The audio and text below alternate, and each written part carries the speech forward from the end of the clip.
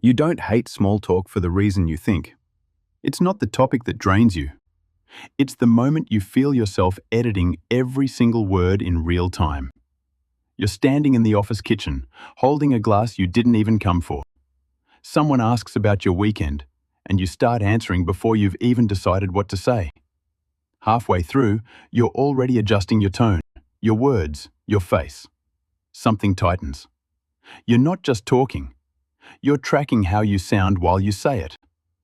That's the part no one explains. Why something so simple can feel so off. Stay with this, because once you see it, you won't miss it again. Let's slow that moment down. You're standing in the office kitchen, holding a cup of water. When a coworker asks about your weekend plans, even before they finish the sentence, you've already nodded. It's a reflex. But look closer. Right then, your brain splits in two. One version of you is busy responding while the other stands back, watching exactly how you're speaking. You ask yourself, did that sound normal? In that moment, you're no longer in the conversation. You're trapped inside your own head. You aren't actually present, you're just performing presence. And the more you monitor yourself, the less real it starts to feel. You think it's just a simple exchange. Your brain disagrees. While the other person is still speaking, you've already started building your response. You're pre-adjusting every single word in your head before they even finish. Your mind is hijacked by a constant prediction loop, predicting reactions, editing sentences, and controlling your facial expressions all at once. Does every word feel like it's costing you energy? This is why a short conversation leaves you feeling completely drained. You're not reacting, you're pre-editing. Nothing you say feels spontaneous anymore, and that's where something starts slipping. At some point, the conversation keeps going, but you don't. You're smiling at the right time and nodding on cue, but seconds later, you can't even remember what you just reacted to. Your attention is torn between their words and your own internal monitoring.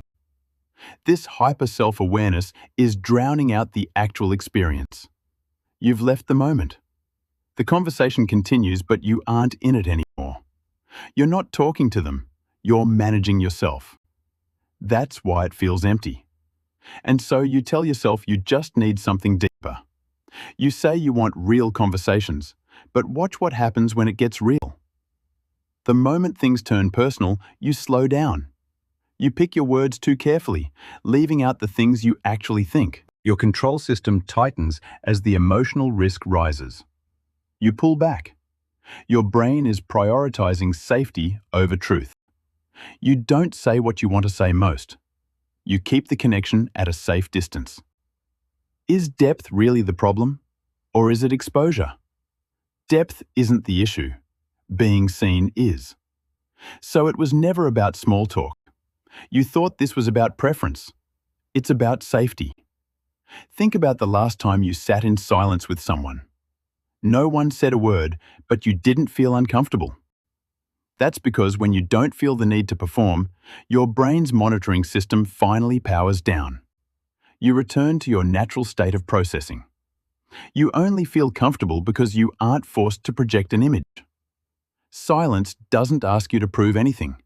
You don't hate people. You hate being filtered. And that realization changes everything.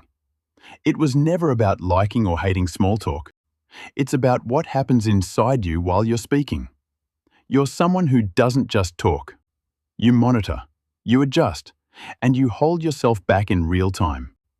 You don't struggle with conversation. You struggle with being unedited. Notice your next conversation. Not what you say, but the exact moment you start editing it.